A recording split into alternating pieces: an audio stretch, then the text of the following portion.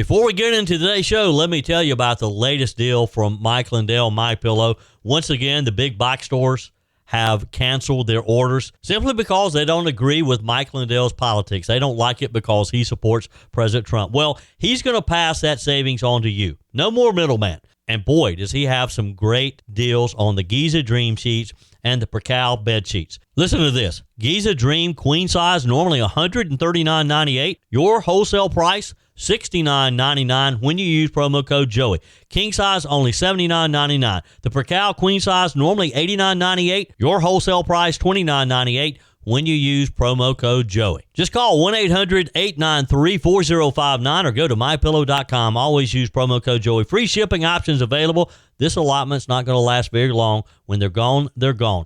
mypillow.com.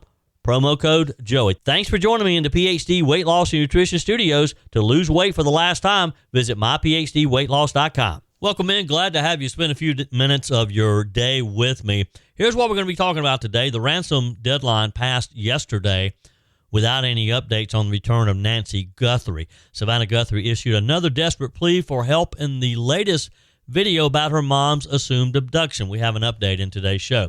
Mortgage affordability hits a 4-year high as the White House points to President Trump's housing policies. A Statehouse bill that is designed to regulate hemp-infused products in South Carolina was abruptly pulled from circulation last week based on the personal story a freshman lawmaker told about his seizure-prone son. And SCGOP Chairman Drew McKissick joins us to talk about the potential government shutdown later this week and how to get involved in the SCGOP for this year's election. I told you we'd be back. And ye shall know the truth, and the truth shall make you free. It's Joey Hudson. I wanted to name it the Joey Hudson bill, but, they don't allow you to put names on bills. But I wanted to call it the Joey Hudson bill because I know that one's been near and dear to you for a number of years. That's how it's done. Let your voice be heard. And the truth shall set you free. Here's Joey Hudson. Well, the doomsday 7 p.m. Eastern time deadline for Nancy Guthrie's family to come up with $6 million to the alleged kidnappers who claimed to be holding her came and went yesterday as her TV star Savannah issued this desperate new plea for help, saying we are at an hour of desperation. This just 3 hours before the deadline that her 84-year-old mother, Nancy's purported kidnapper, set in a ransom note after she vanished from her Arizona home more than a week ago. Here's the latest message from Savannah Guthrie. Hi there, everybody. I wanted to come on and just share a few thoughts as we enter into another week of this nightmare. I just want to say, first of all, thank you so much for all of the prayers and the love that we have felt, my sister and brother and I, and that our mom has felt. Because we believe that somehow, some way, she is feeling these prayers and that God is lifting her even in this moment and in this darkest place. We believe our mom is still out there. We need your help. Law enforcement is working tirelessly around the clock trying to bring her home, trying to find her. She was taken and we don't know where. And we need your help.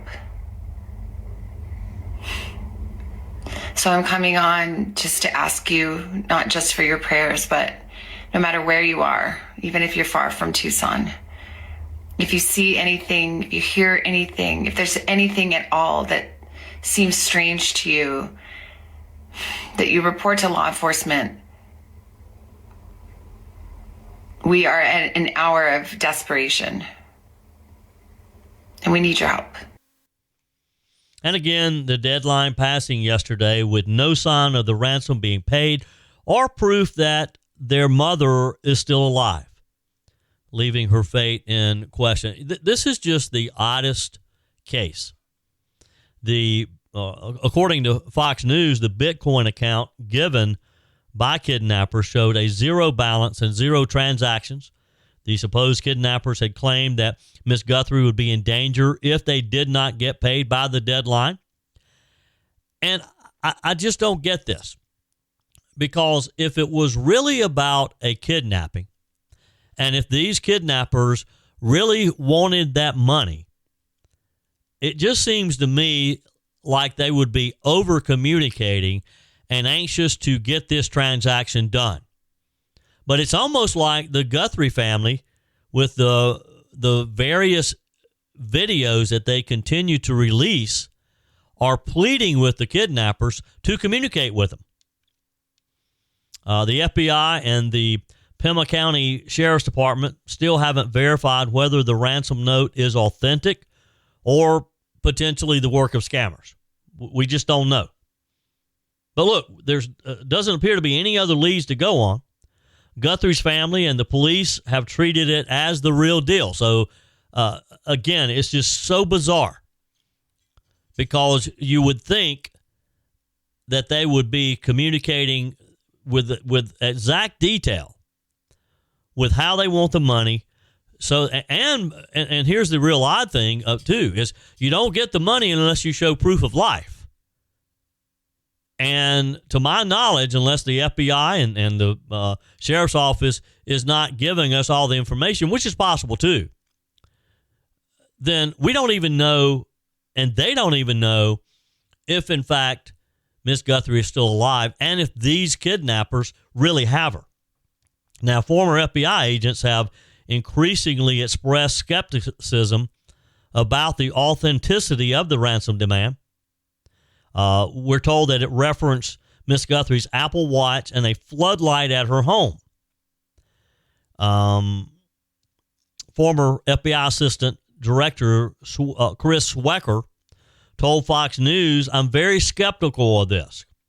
He added, if this was a kidnapping, it would be a very simple matter to authenticate and provide proof of life. You have to allow for the possibility that this was something more or something other than a kidnapping.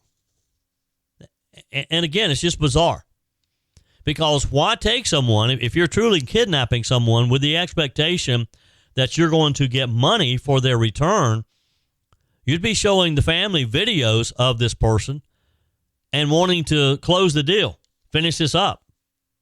Miss Guthrie has not been seen since January 31st, when her son-in-law dropped her off at her home after they'd had dinner together. She'd had dinner with her son-in-law and her daughter, Annie. She was reported missing the very next day, when she did not show up for church. Now, according to reports, matching ransom notes showed up at 3 news outlets yesterday that set 2 deadlines for different demands. One, $4 million paid in Bitcoin by last Thursday, or $6 million to be paid by yesterday at 7 p.m., which would have been 5 p.m. Arizona time. Again, the note provided no proof of life or images of Nancy, but described details about the crime scene in an apparent attempt to corroborate its validity. And it claimed Nancy would be in danger if yesterday's deadline passed without payment.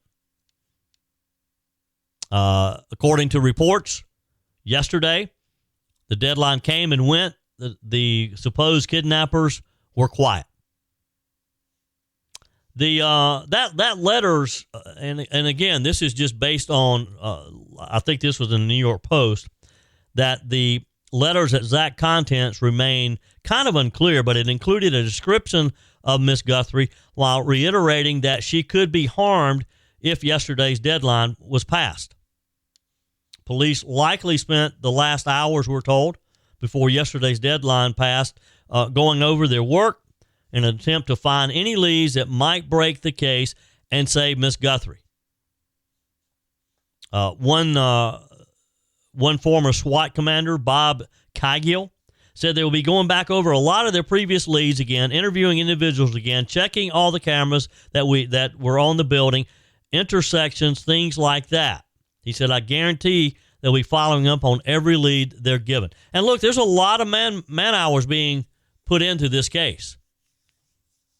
And they don't appear to be any closer than they were. What is this, going into the second week now? This would just have to be haunting for the family to know that your 84-year-old mom is out there. She needs her medications and not knowing what happened. But again, and I don't want to be negative Nelly here, but don't you agree that with as much time has passed, that things are probably looking kind of grim for the Guthrie family? And I suspect they probably know that, and how horrifying that would be to potentially never really know the true story of what happened to your mom. Text me, email me. Love to hear from my law enforcement friends out there. JoeyHudson.com. Joey Hudson here. You tried keto, paleo, Weight Watchers, intermittent fasting. You lose weight, then it comes right back. You blame yourself, your willpower, your discipline. But here's the truth. It was never about willpower. There's one thing that determines whether your body burns fat or stores it. And if you don't fix that first, every diet will fail. At PhD Weight Loss, they identify that one thing and they build a plan that works with your body, not against it. And if you call now, you're going to get 2 weeks free in the program, and they'll pay for your food so you can finally see real answers without more trial and error. If you've done the yo-yo dieting and want clarity, call PhD Weight Loss now and mention Joey Hudson. No more guessing, just answers. Call 864-644-1900. That's 864-644-1900. Say Joey Hudson. That's 864-644-1900. Also find them online at myphdweightloss.com. That's myphdweightloss.com. Do it once and for all. Lose the weight the right way by calling PhD Weight Loss today. Hey, quick update from the Olympics. I told you yesterday about some of the American Olympians who have been critical of our country, of the country they're representing.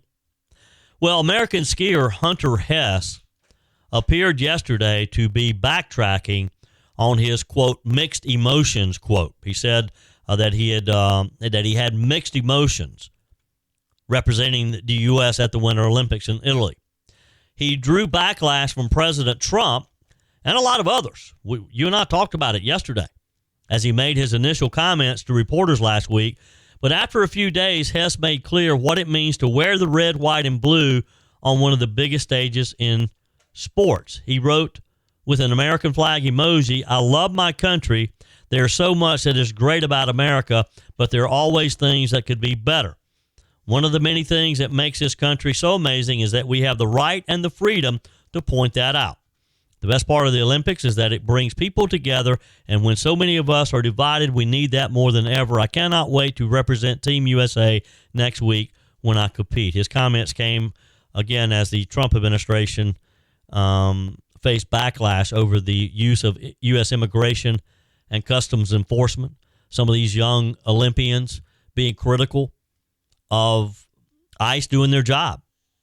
And look, nobody is proud of the fact that two people, Renee Good and Alex Preddy, lost their lives protesting the operations of ICE. Nobody is proud of that.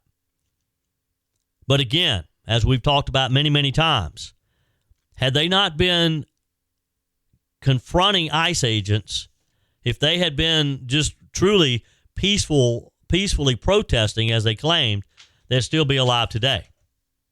Those incidents were, of course, used as a catalyst for comments from Mr. Hess and some of his teammates like Chris Lillis.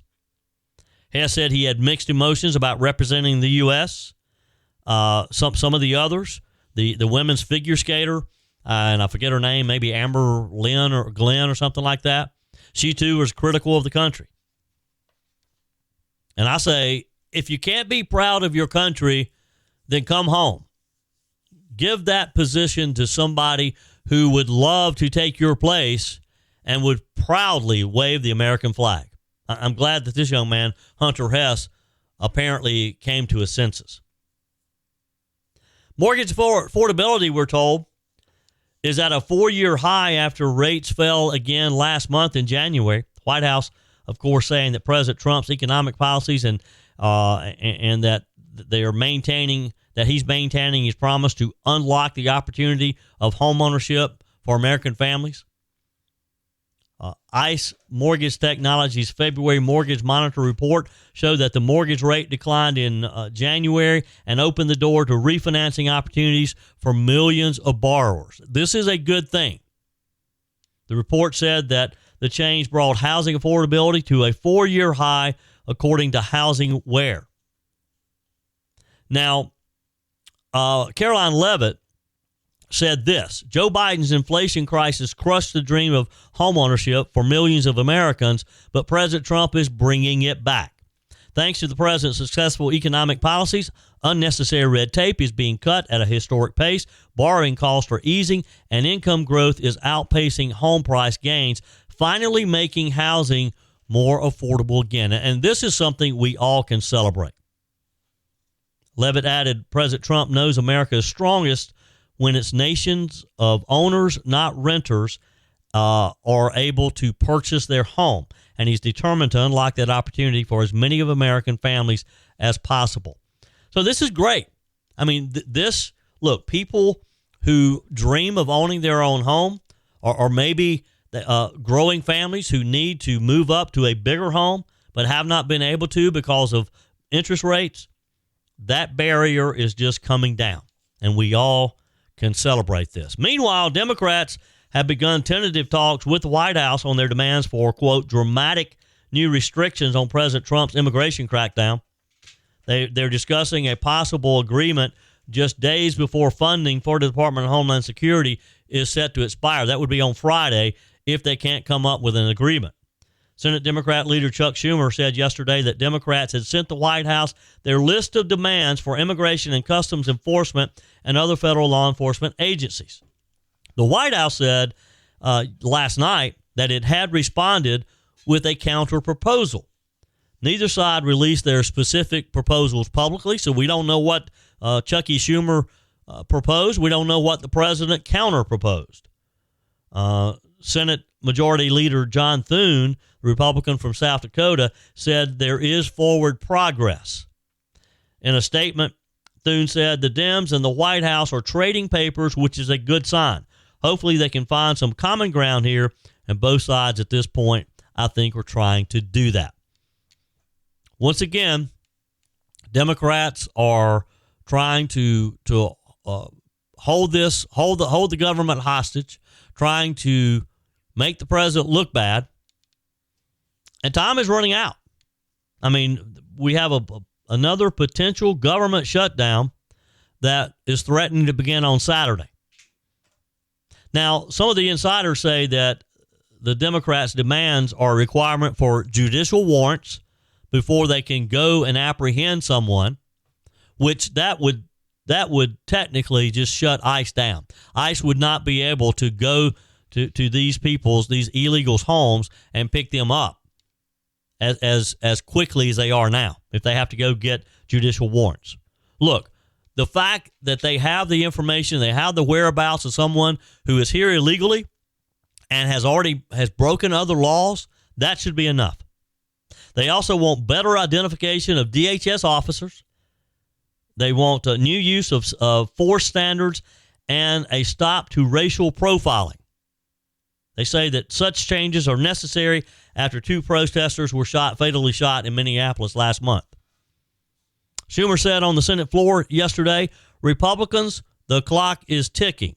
We have sent you our proposals, and they are exceedingly reasonable. There's nothing about, if in fact what I just described to you is what the Democrats are proposing, none of that is reasonable. Now, despite the bipartisan talks that we believe are taking place, it was unclear if the two sides could find agreement on the charged issue of immigration enforcement, especially as rank-and-file lawmakers in both parties have been somewhat skeptical about whether or not they would find common ground. Republicans have balked at the Democrats' request and some demands of their own, including the addition of legislation that would require proof of citizenship before Americans register to vote, and restrictions on cities that they say do not do enough to crack down on illegal immigration. Places like Minneapolis, places like New York City, Los Angeles. Now, many Democrats who are just furious about ICE, what they call ICE's aggressive crackdown, have said they won't vote for another penny of Homeland Security funding until enforcement is radically scaled back. They want these illegals to remain in our country. Again, I can't comprehend this. I can't understand this. Why they would want these illegals, and particularly the ones that the Trump administration has spent this past year rounding up, who are just bad guys. They're rapists. They're murderers. They're robbers. House Democrat leader Hakeem Jeffries yesterday issued his own statement, said dramatic changes are needed at the Department of Homeland Security before a DHS funding bill moves forward. Period. Full stop. Wow. Part of the package that would extend Homeland Security funding at current levels, right now, as you know, it's just through February the 13th, is the funding issue came to a head, of course, with the killing of Alex Preddy. Now, at the time, you'll recall, too, they had multiple funding bills. The Democrats ended up approving or voting with Republicans to approve all the other packages except DHS. Because, again, they are just hell-bent on closing DHS down. They don't have a clue of just how unsafe our country would be without DHS. White House Press Secretary Caroline Leavitt said that the Trump administration is willing to discuss some items on the Democrat list, but, quote, others don't seem like they are grounded in any common sense, and they're non-starters for this administration. We're headed for another showdown, folks. It won't surprise me that when we wake up on Saturday, we have another partial shutdown. Last week was kind of a reminder that sometimes in politics, a human story, something that can really bring something home that anyone can identify with, hits the brakes on what appeared to be a runaway train. Now, here's the story. There was a bill moving through the South Carolina House, one that leadership considered a priority, that would have dramatically reshaped how hemp-infused products are sold in South Carolina. These are things like gummies, I guess, tinctures, oils, consumables. They would be out. The only thing left standing would have been tightly regulated THC beverages sold exclusively in liquor stores. Now, as someone who has always questioned and been opposed to marijuana-type products, I was in favor of this. Then came a freshman lawmaker who stood up. He really wasn't making or didn't appear to be grandstanding like we see quite often. Wasn't a political stunt. It was just a father telling the story of his son. That lawmaker is Greg Ford. He is a Republican from Somerville, sworn into office just last month. And by his own admission, he had no intention of going toe-to-toe with leadership this early in his tenure. And I don't know that it's something that anyone could suggest if you want to be effective in the South Carolina House. But then he showed his colleagues a picture of his son. He held it up, and he told the House last weekend he turned 24 years old.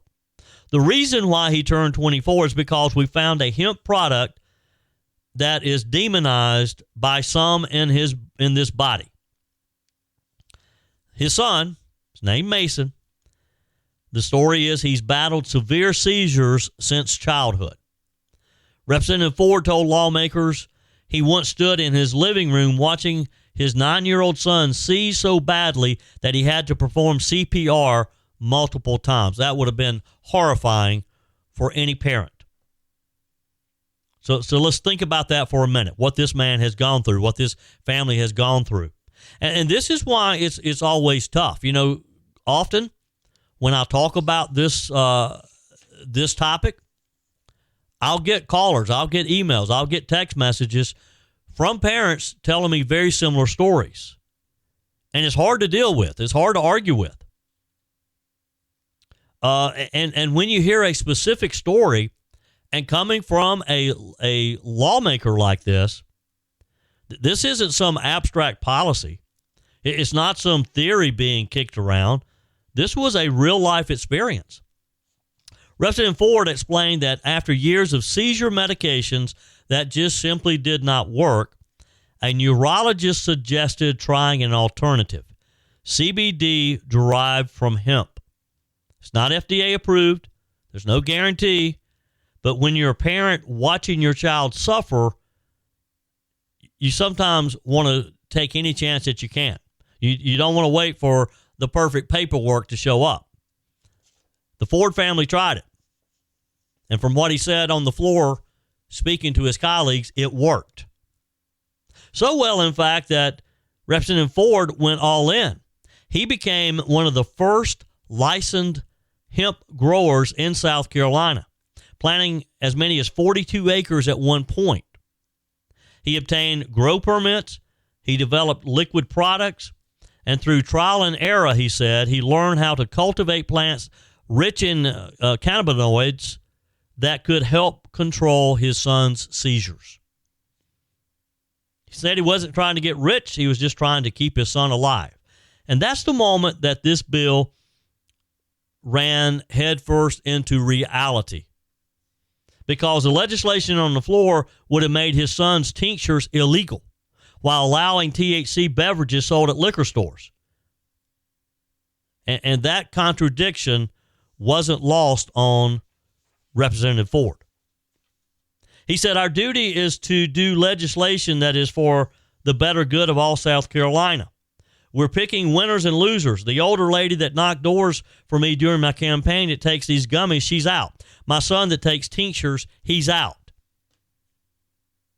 Now, supporters of the bill say, and to be fair, this matters, that the current hemp market is the Wild West, that there are gaps in the 2018 federal farm bill that allow THC beverages and other products to be sold with little oversight, claiming that there's no consistent labeling, no uniform testing standards, products marketed in ways that clearly appeal to young people. That concern is real, and parents see it. Law enforcement sees it. Conservatives who believe in order and accountability see it. And I'm sure that to a degree, Representative Ford sees that there has to be some more controls. One of the bill supporters, Weston Newton from Bluffton, said the goal is to rein in that chaos. Representative Jay Jordan echoed that concern, calling the current environment unsustainable. But here's where things shifted. Representative Ford didn't just object. He had some solutions. He had some alternatives. An amendment that would have allowed edibles and tinctures, raised THC limits in consumables to 10%, banned smokable hemp flower, required child-resistant packaging, taxed the industry, and estimated $1.5 billion to fund public priorities like teacher pay raises. In other words, regulate it, don't just nuke it, don't just throw it out the door. The amendment failed. But the story continues, because once Representative Ford finished speaking, lawmakers, Republicans, started publicly reconsidering. My buddy, Representative John McCravey of Greenwood, one of the most conservative members of the House, said, if there's a drink that's not dangerous, I certainly want to hear about it, that it has the ability to help a child in a severe situation. Again, it's one of those situations to where it's just hard to argue with a parent who is trying to keep their child healthy and alive and to live in just some unbearable situations. I mean, that's not necessarily surrendering your principles. It's just being considerate and thinking about doing the right thing. Another Republican, Gil Gatch, put it even more plainly. He said, and he was quoted by the Post and Courier, I don't know how we can look Mr. Ford in the eye and press the button, meaning press the no button. It's going to be an interesting one to watch. And it's not the end of it, but it's certainly having a lot of people think in Columbia. Your comments are welcome on the Furman Ford text line, 864-477-JOEY. That's 864-477-5639. Emails always welcome, joey@joeyhudson.com. Speaking of the Furman Ford text line, it's never been more important to support locally run businesses owned by people who actually live here in the upstate. Let me take a minute to talk with you about our friends at Furman Ford. If you're looking for a new vehicle, maybe a great pre-owned vehicle, one you can trust, or maybe you're looking to order that special vehicle. Either way, if you want a new one, a brand new one, or a pre-owned that you can trust, the folks at Furman Ford, they're there to help you. Their name is on the sign because their name is on the line, because every single transaction is important to them. Jim Furman, Matthew Furman. They do business the right way. When you stop by, when you give them a call, or maybe when you just send them a quick email, you're always going to have access to a member of the Furman Ford family. And by the way, they also offer great service, and you're not going to have to wait weeks and weeks to get it done. And you do not have had to purchase your vehicle at Furman Ford. Doesn't even have to be a Ford. They service all makes and models. Visit my friends at Furman Ford online at furmanford.com, furmanford.com. Joining us on the guest line today, Chairman of the South Carolina Republican Party, Drew McKissick. All right, I got to ask you, which halftime show did you watch last night? I watched about 30 minutes of Roadhouse. Okay. I skipped and was, skipping along with the remote control, and look, Roadhouse is on. So I landed there for about 30 minutes and then went back to the game later. Yeah. Well, I'll say I did watch the TPUSA just to see what they had going to honor and remember my buddy Charlie Kirk. But I hear that the Bad Bunny performance. Now, I got to tell you, and this probably just kind of shows you how old I am. I don't even know who Bad Bunny is. I didn't know who Bad Bunny was when they first started talking about him. So I don't really know his music, but I understand that he performed in Spanish. So that was the most common objection I saw people making was, well, I can't even understand what he's saying. I saw several folks posting on Twitter to the effect of, apparently this was the first Super Bowl where the entire Super Bowl halftime show was done in another language other than English. Yeah. Which I find kind of interesting, from an American sport that, has obviously a certain audience that has made the sport what it is. And it just seems like an interesting way to try to, keep those people interested in the sport by doing something that might, alienate them. But, that's their business. We'll see how it goes. I mean, it'd be kind of like Budweiser having their ads in Spanish. But, I mean, look, and I have no idea who Bad Bunny is either, Bad Bunny, Bad Rabbit, or whatever he wants to call himself. But again, I think it's a far cry from, something that, could have been a little bit more unifying in terms of all the different people who appreciate the NFL. If I were them, that's the kind of, acts that I would look to include. But, that's their decision, and they've made it. Yeah. Well, and when they first made the announcement, they got immediate pushback. And then evidently they talked with Bad Bunny. They came back and they said, oh, don't worry, it's going to be a unifying performance. Well, it didn't turn out to be very unifying. If you didn't understand a word, we don't, if you're sitting there and watching, again, I'd watch zero of that. But if he's speaking Spanish, you don't speak Spanish, you don't even know what he's saying. So you can go and look on the Twitter feed out there now, referencing the halftime show, and you'll find a lot of Spanish-speaking people who apparently say that his Spanish is awful. Now, I wouldn't know if it's awful or not, but these are people who speak Spanish as a native language, and apparently said the man speaks terrible Spanish. So, wow. All right, Senor Drew, we're going to go on to another topic here. Here we are, facing another partial government shutdown on Friday. What do you think? Does it happen? At the end of the day, I think it would be very unwise from a Democrat perspective as they're looking at the American public and looking at the polls. I mean, you and I have seen the same polls that show how the American people feel about the immigration issue, how they feel about the job that President Trump has done in terms of protecting the border, removing criminal and illegal aliens from the country. And, for them to go to the mat, if you will, and, partially anyway, shut down the government in order to effectively neuter the law enforcement aspect of illegal immigration is a very, very poor political choice. And I think, I could be wrong, I mean, we've underestimated and overestimated Democrats' intelligence a lot of times, I'm sure, but I got to think that, the cooler heads that represent purple states within Chuck Schumer's caucus are going to say, no, we don't need to do that. Let's find a way to come to some sort of agreement. But, if there's an old political adage that, when your opponent is committing political suicide, get out of the way. And if this is what they want to do, and that's an issue they want to take to the election later this year, so be it. Yeah.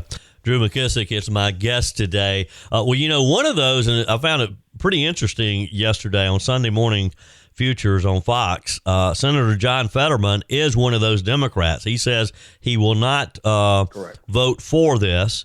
And he made some very good points because he said he just believes it's wrong to have another shutdown. So how do you have someone like John Fetterman who believes that there should be some type of voter ID? He believes that there should be, protection of our southern border, or all of our borders for that matter. How do you have a Democrat like that, but yet then you have someone like Chuck Schumer? Well, you have Democrats who represent different constituencies. I mean, Pennsylvania is not a deep blue state. Pennsylvania is essentially a purple state. And Fetterman is interested in what most people who are serving in office are interested in, and that's getting reelected. And he can do arithmetic, I think, better than most other Democrats can. And I think you're going to have a handful of those, in states similar to that around the country, who are either up this term or maybe 2 years from now, that don't want this on their record. They don't want to go to the mat trying to effectively shut down the law enforcement aspect of illegal immigration. And then that would, obviously make it easier for Republicans to tie them to all of the ills in the country that we have because of illegal immigration in terms of crime, in terms of the impact on jobs and, the economy and so forth. So I think at the end of the day, the cooler heads there will prevail. But again, if they don't, they're going to have to enjoy the consequences in November, in my opinion. Yep. Drew McKissick, chairman of the South Carolina Republican Party, with us. Take a minute, Drew, just to talk about, as we talked about last week, filings are going to be open in just a few weeks next month. We're going to really be in the primary season here. For someone who's listening who maybe hasn't been involved in the party but would like to be in the party, take a minute to talk about how that can happen. Well, first thing is get on our email list. You can do that easily, scgop.com, scgop.com. Just get on the email list and we can know where you are, what county you're in, and we can plug you up with events that are going on in your area. These candidates that we have for governor, attorney general, agriculture, on down the line are moving all around the state, showing up at different meetings, different opportunities where you can have to come and listen to them, come and question them, get to meet them, get to know them, and potentially maybe even join their campaign through the primary. If you want to get involved and you want to find out more about it, get on our email list. But they are, look, what we've got, I think the first time since 2010, effectively we have a wide open governor's race. So first time in 16 years, essentially. Yeah. In addition to 2 open congressional seats, the open attorney general's race, and 2 other constitutional offices, and then a whole bunch of stuff up and down the ticket. And these candidates are vying to represent our party on the ballot. You need to hear from them. You need to make an informed choice, get involved with them, and then be able to get involved with the party to help them win in November. And that only happens because we have people who get involved. And so please go to the website, scgop.com, get plugged in. scgop.com. It's always a pleasure. We'll talk again next week. Yes, sir. You have a good one now. Thank you. You too. That's it for today's edition of Just the Truth. Thanks for joining me in the PhD Weight Loss Studios. To lose weight for the last time, visit myphdweightloss.com. If you haven't joined my mailing list yet, visit my website, joeyhudson.com. Click on the Connect with Joey button so that you can receive our emails and the most up-to-date news. Also, join me on my YouTube channel. Be sure and like, comment, and subscribe. Just search for Joey Hudson. As always, thanks for spending a few minutes of your day with me. Do me a favor and forward this episode to a few friends. Just click on the share button and send to your contacts. We need to build an army of conservatives to win our country back, and we can do that by continuing to share the truth with our friends and family. Keep those comments coming via the Furman Ford text line, 864-477-JOEY. Email to joey@joeyhudson.com. And I love your messages on the MyPillow message line. Again, that's 864-477-JOEY, 864-477-5639. Be sure and take advantage of the MyPillow special, just $14.88 on the standard MyPillows when you use promo code Joey. Order online at MyPillow.com or call 800-893-4053. We're back again tomorrow and hope you'll plan to join us. Until then, remember, God's got this. He's still in control.